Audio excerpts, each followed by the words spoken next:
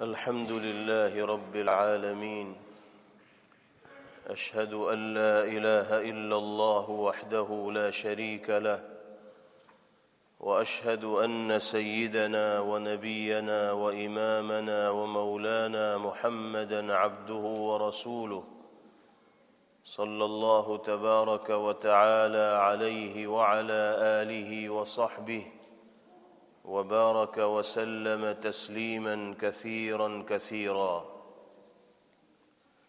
أما بعد، فعن الأسود بن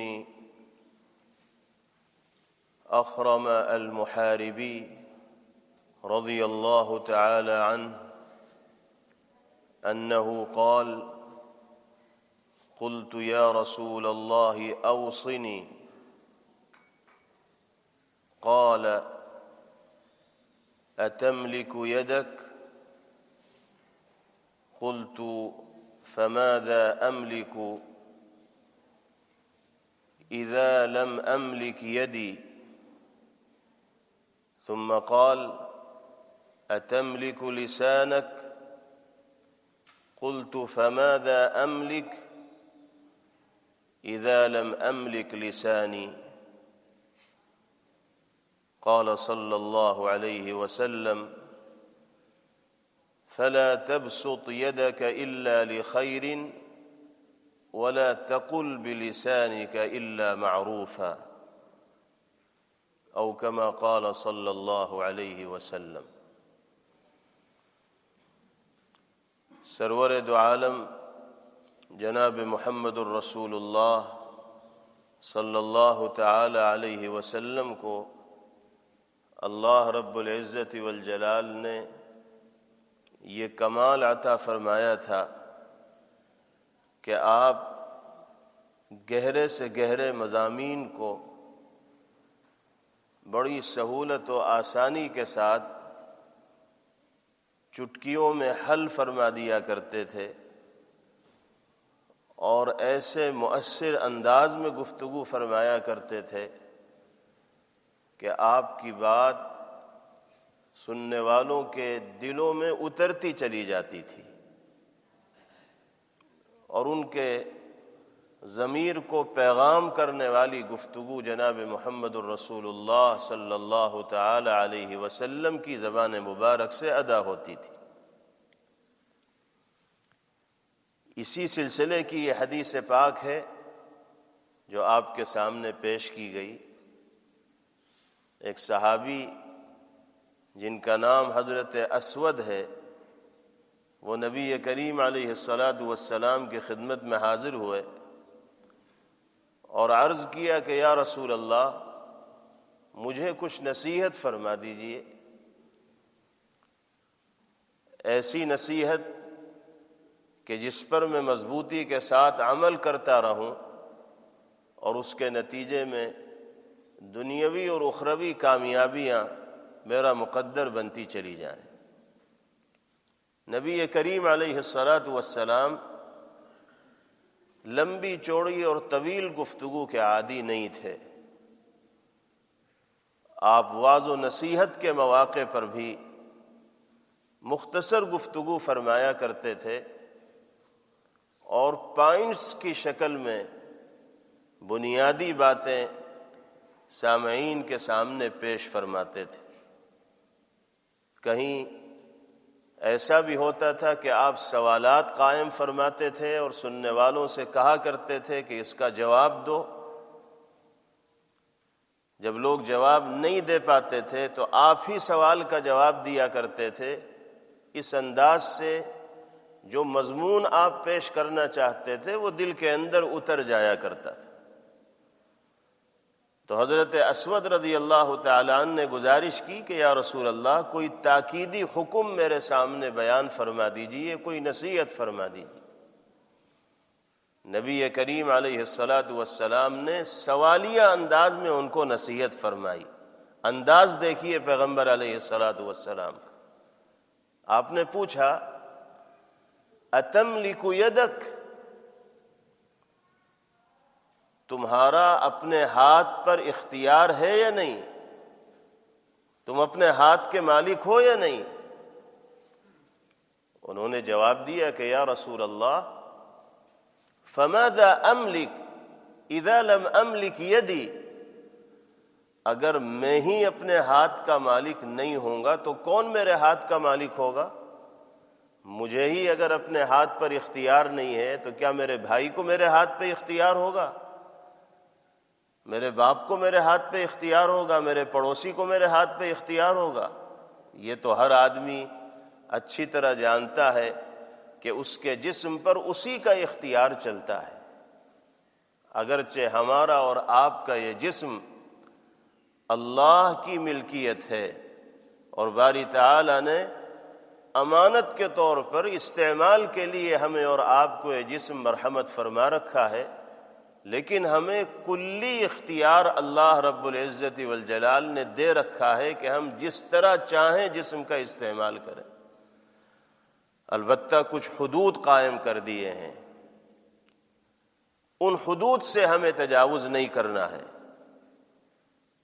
جسم کے تمام اعضاء کا استعمال شریعت کے دائرے میں رہتے ہوئے کریں گے تو ہم امانت ادا کرنے والے قرار دیے جائیں گے، اور اگر شریعت کے دائرے سے باہر نکل کر اپنے جسم کا استعمال کریں گے تو امانت میں خیانت کرنے والے قرار دیے جائیں گے۔ تو حقیقی ملکیت تمام انسانوں کے جسم کی اللہ رب العزت والجلال کی ہے، لیکن اختیار اللہ نے ہر انسان کو اس کے جسم پر عطا فرما رکھا ہے۔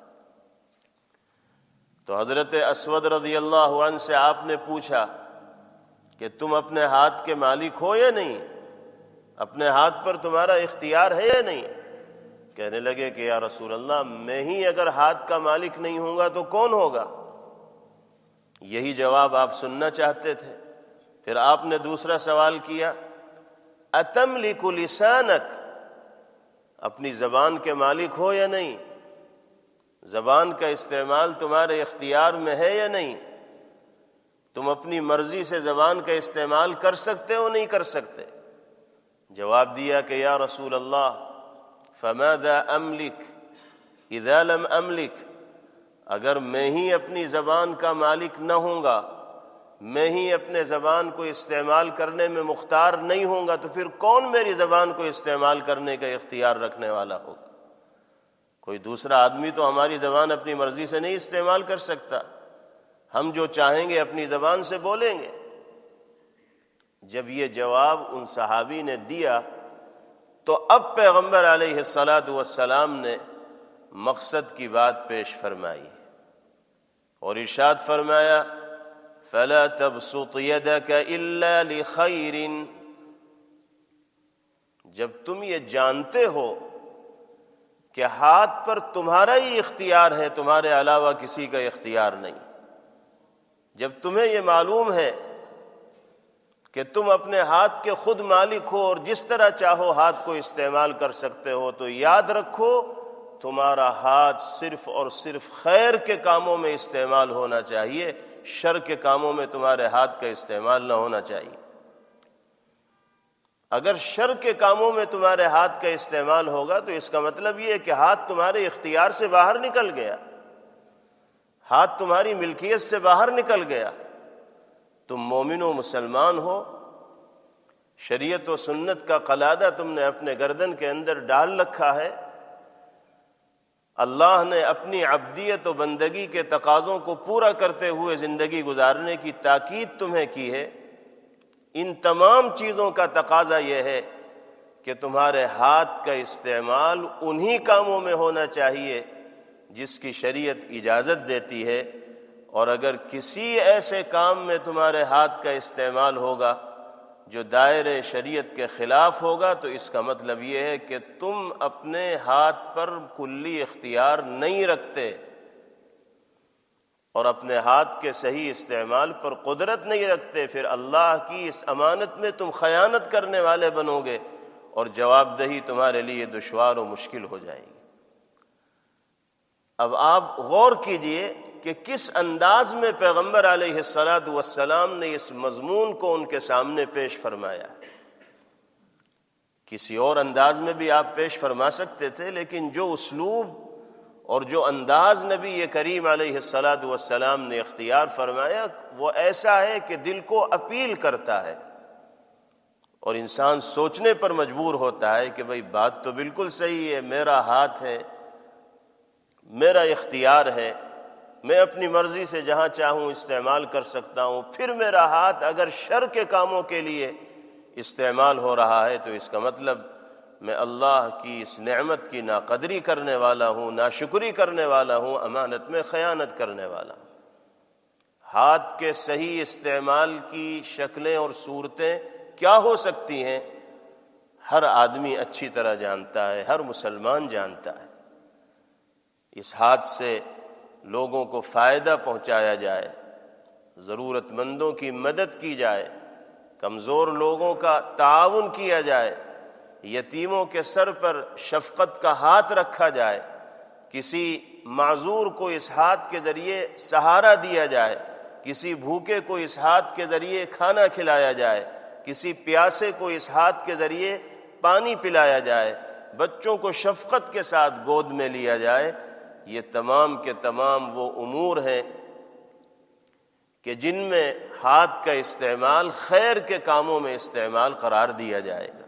اللہ کے کلام کو ہاتھ میں لینا، اللہ کے حبیب صلی اللہ تعالی علیہ وسلم کے ارشادات عالیہ پر مشتمل کتابوں کو اپنے ہاتھ میں لینا، دینی کتب کو اپنے ہاتھ میں لینا، علم سے تعلق رکھنے والی کتابوں کو اپنے ہاتھ میں لینا، صحیح کام کرنے ہزاروں ہیں، وہ صحیح کام ہاتھ کے ذریعے کیے جائیں گے تو انسان نعمت کی قدردانی کرنے والا ہوگا، اور اللہ رب العزت والجلال اس کو اس کی جزا دنیا میں بھی عطا فرمائیں گے اور آخرت میں بھی وہ اجر و ثواب کا مستحق ہوگا۔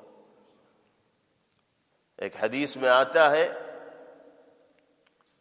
نبی کریم علیہ الصلاۃ والسلام نے ارشاد فرمایا، مر رجل بشوک فی الطریق، ایک آدمی راستے سے گزر رہا تھا، اس کا گزر ایک کانٹے دار ٹہنی کے پاس سے ہوا جو راستے پر پڑی ہوئی تھی۔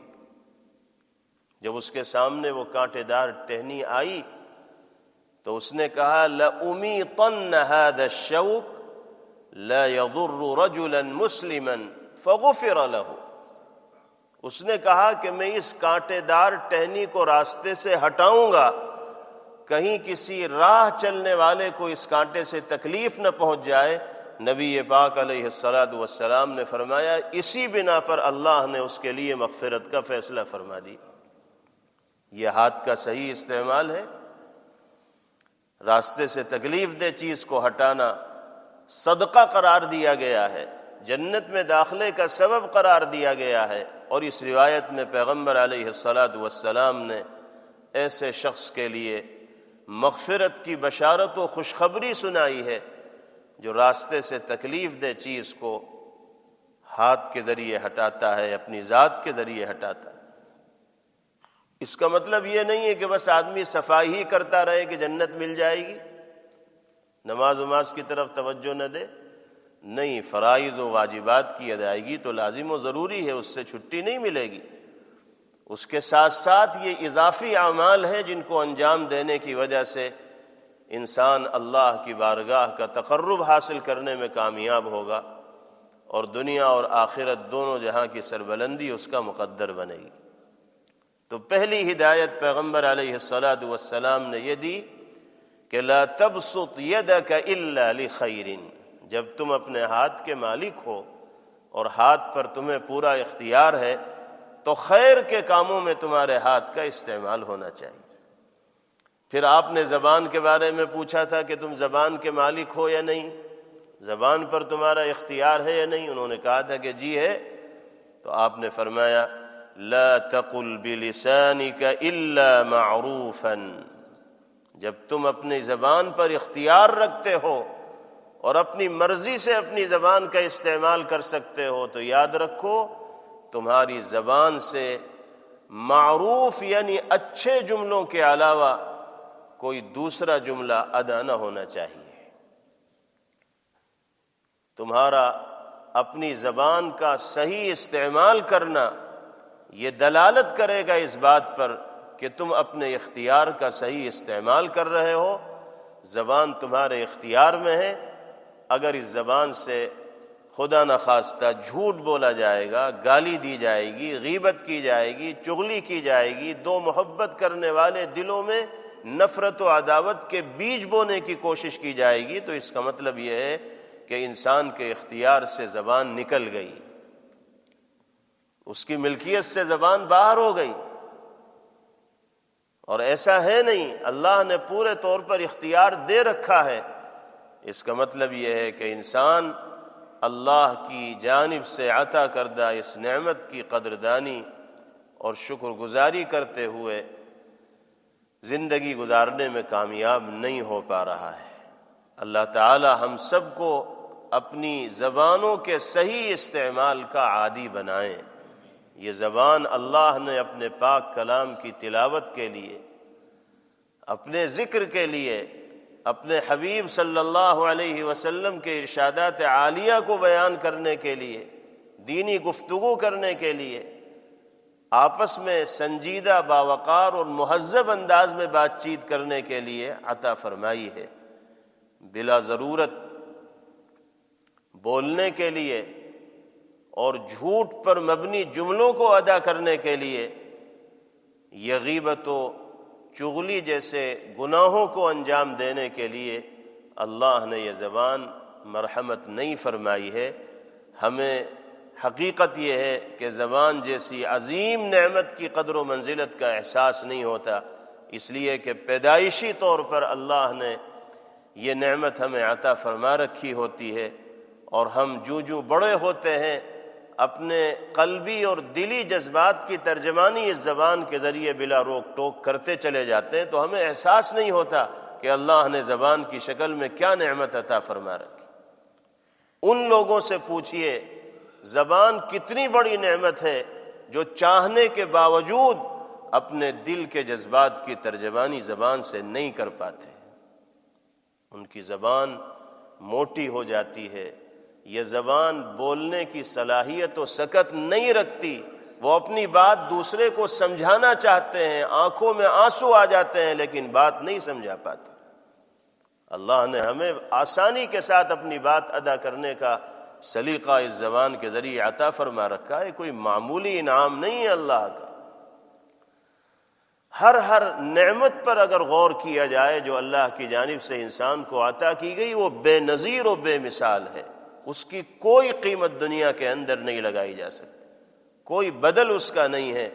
اللہ ہم سب کو اپنی نعمتوں کی قدردانی کی توفیق نصیب فرمائے۔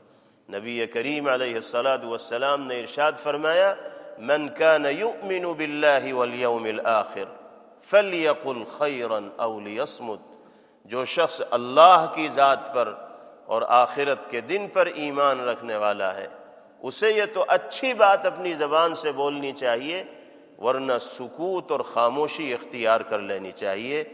جو آدمی یہ سمجھتا ہے کہ میں صحیح بات بول نہیں سکتا، اسے زبان پر تالا لگا لینا چاہیے، بولنے کی ضرورت ہی نہیں۔ اللہ تعالی ہم سب کو اپنی نعمتوں کا قدردان اور شکر گزار بنائیں، اور ہماری ناقدریوں کی وجہ سے باری تعالی ہمیں اپنی رحمتوں سے محروم نہ فرمائیں۔ وآخر دعوانا ان الحمد للہ رب العالمین۔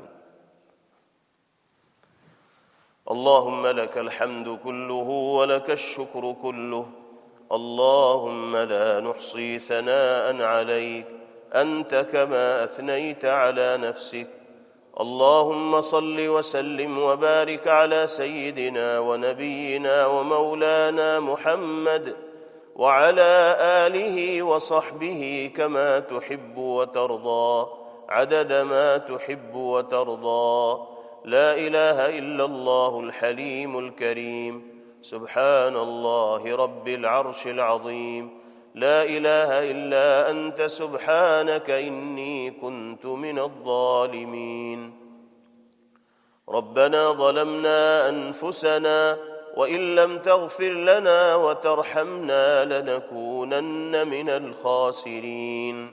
یا اللہ، محض اپنے لطف و کرم سے ہم سب کے گناہوں کو معاف فرما دی، اے اللہ ہمارے یہاں جمع ہونے کو، کہنے سننے کو اپنی بارگاہ میں قبول فرما لیجیے۔ اے کریم آقا ہم سب کو اپنی نعمتوں کا قدردان اور شکر گزار بنائیے۔ اے اللہ یہ حقیقت ہے کہ آپ کی نعمتوں کا اور رحمتوں کا فیضان ہے، اور ہماری جانب سے ناقدریوں کا ایک سلسلہ ہے جو ختم ہونے کا نام نہیں لیتا۔ اے اللہ ہمیں اپنے کیے پر پچھتاوا ہے، ندامت و شرمندگی ہے، اور آپ کے در پر معافی کا سوال کرنے کے لیے حاضر ہیں۔ اے اللہ ہمارے گناہوں کی وجہ سے ہمیں اپنی نعمتوں سے محروم نہ فرمائیے۔ اے اللہ ہماری بدعمالیوں کی وجہ سے ہمیں اپنے انعامات سے محروم نہ فرمائیے۔ اے کریم آقا اپنی رحمتوں کے اور عنایتوں کے سلسلے کو جاری و ساری رکھیے، ہر خیر سے ہم سب کو سرفراز فرمائیے، ہر شر سے ہم سب کی حفاظت فرمائیے۔ ہم میں اور ہمارے متعلقین و اہل خانہ میں جو بیمار ہوں سب کو شفاء کلی مرحمت فرمائیے، ہر طرح کے مہلک موذی اور لا علاج امراض سے ہم سب کی حفاظت فرمائیے۔ اے اللہ اپنے سوا کسی کا محتاج نہ بنائیے، اور اپنے در کے سوا کسی کے سامنے ہاتھ پھیلانے سے ہم سب کی حفاظت فرمائیے۔ اے اللہ ہمارے مرحومین کی مغفرت فرمائیے، سارے عالم کے مسلمانوں کے لیے خیر کے اور بھلائی کے فیصلے فرمائیے۔ ہم سب کے کاروبار میں، ملازمت اور ذریعہ معاش میں برکت عطا فرمائیے، ہر طرح کے خسارے اور نقصان سے حفاظت فرمائیے۔ اے اللہ ہمارے گھروں میں دینی ماحول عام فرمائیے، ہمارے بچوں اور بچیوں کو ہماری آنکھوں کی ٹھنڈک بنائیے، ان کے مستقبل کو تابناک اور روشن فرمائیے، ہمیں اور ہماری نسلوں کو شریعت و سنت پر ثابت قدم فرمائیے۔ اے اللہ ایمان کی حالت میں جینا اور ایمان ہی کی حالت میں دنیا سے جانا ہم سب کے لیے آسان فرمائیے۔ اللہم احسن عاقبتنا فی الامور کلہا واجرنا من خزی الدنیا وعذاب الآخرہ۔ اللہم ربنا آتنا فی الدنیا حسنہ وفی الآخرة حسنہ وقنا عذاب النار، وصلی اللہ وسلم وبارک علیہ وعلى آلہ وصحبہ اجمعین برحمتک یا ارحم الراحمین، والحمد للہ رب العالمین۔